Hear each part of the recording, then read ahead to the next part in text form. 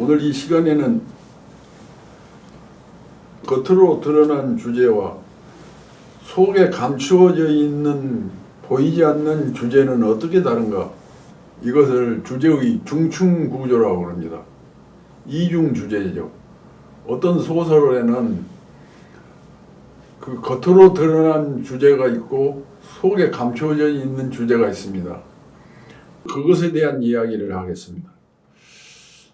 흔히 심청전의 주제는 효라고들 말합니다. 그렇게 널리 알려져 있어요. 학교에서 가르칠 때도 심청전의 주제를 효라고 가르칩니다. 그러나 엄밀하게 말한다면 심청전의 주제는 중층 구조로 되어 있습니다. 청의 아버지 심학규는 양반 태물로서 눈을 뜨겠다는 탐욕으로 말미암아 더 깊은 어둠 속에 빠집니다. 인간은 탐욕의 옷을 겹겹이 껴입고 있습니다. 그는 결과적으로 고양미 300석의 딸을 팔아먹은 이기적인 죄인이기도 합니다. 그러나 소설 속에서는 한사코 미화시켜가지고 죄인처럼 다루지를 않아요. 그런 다음 오랜 동안 참회를 합니다. 딸을 팔아먹고 참회를 해요. 참회는 어둠 속에서 불을 밝히는 것과 같습니다. 어둠 속에서 성냥을 탁 켜서 어둠을 밝히는 것 같습니다. 원래 눈이 멀었다는 것은 진리를 보지 못한다는 것을 상징합니다. 그것을 미망이라고 말합니다. 마음의 어둠이죠. 그리고 눈을 뜬다는 것은 개안, 즉 진리를 깨닫는다는 것입니다. 대오각성, 깨달음이라는 말입니다. 그러니까 심청전의 진짜 주제는 각성, 깨달음입니다. 심청전의 확실한 주제는 깨달음 각성인데 그것을 살펴보면 물에 빠진 청이 살아 돌아와서 왕후가 된 다음에 맹인잔치를 열었는데 그때 모든 모여든 맹인들은 탐욕에 눈먼 자들을 상징합니다. 이게 선천적으로 맹인이 됐다 하더라도 그 맹인들이 나중에 심청의 아버지 신봉사가 눈을 뜬 순간에 전부 다 눈을 다 뜨게 된다는 것입니다. 그러니까 세상의 모든 맹인들이 다 눈을 뜬다. 그것은 탐욕으로부터 눈을 뜬다는 것입니다.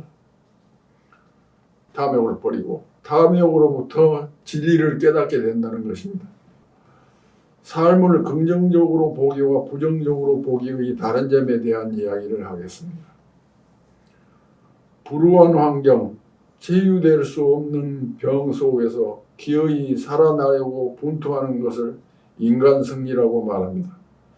인간 승리란 말은 절대 고독 속에서 모든 장애를 극복하고 자기 추구의 어떤 일을 성공적으로 이룩하고 행복을 누리게 된다는 것입니다. 모든 인간은 자기의 운명과 싸워 나가도록 운명지어에 있습니다. 자기 운명과 싸운다는 거예요. 여자는 여자에게 주어진 운명이 있고 남자는 남자에게 주어진 운명이 있습니다. 자기 삶을 더 높은 곳으로 나아가게 하려고 정진하고 매질하는 것을 신분상승이라고 말합니다.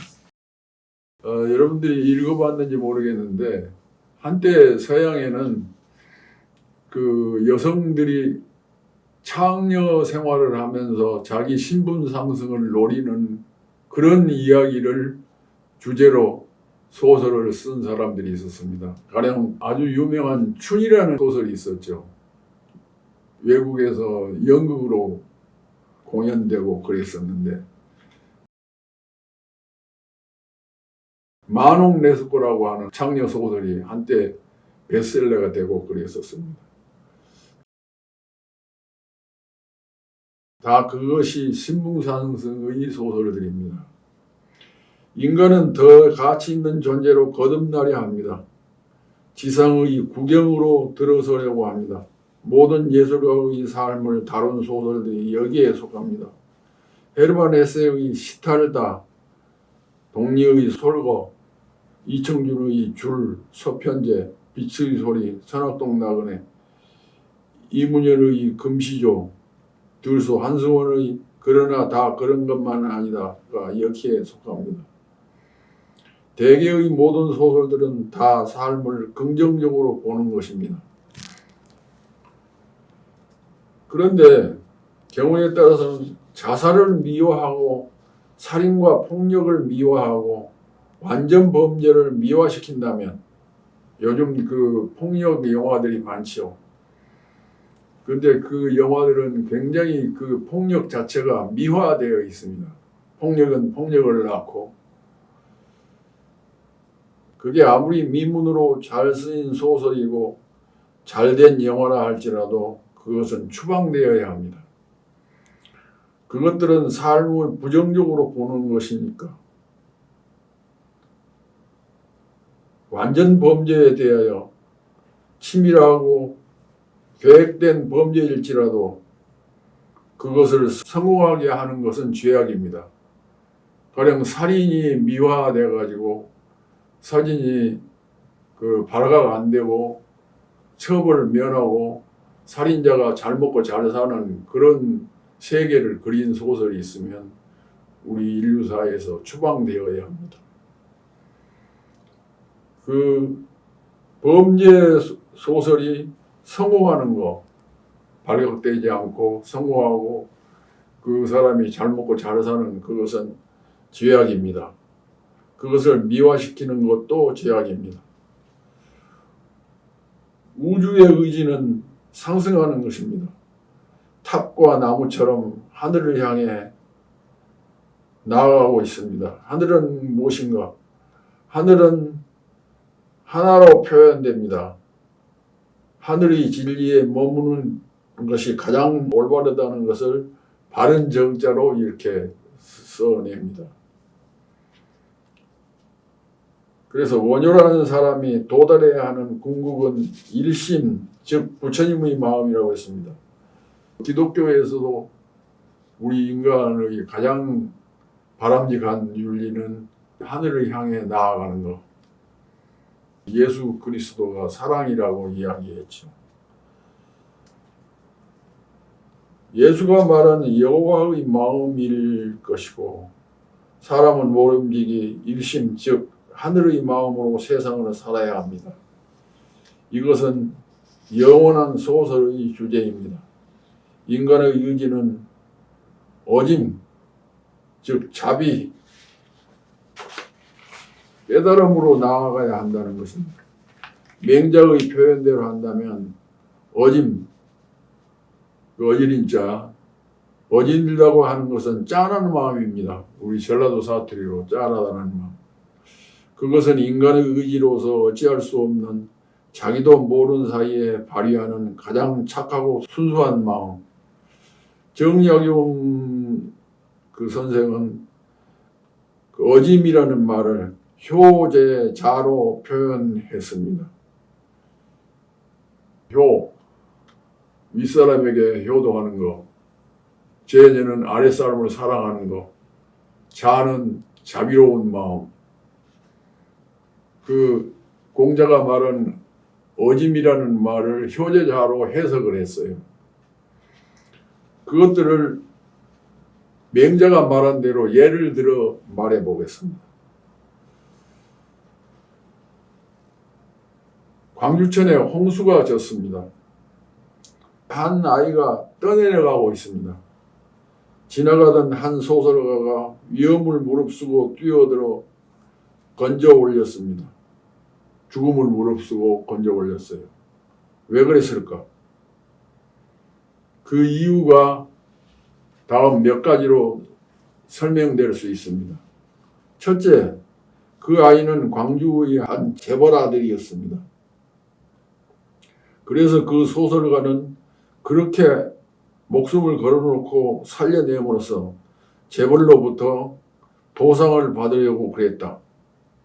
그렇게 누군가가 설명을 했습니다. 그래서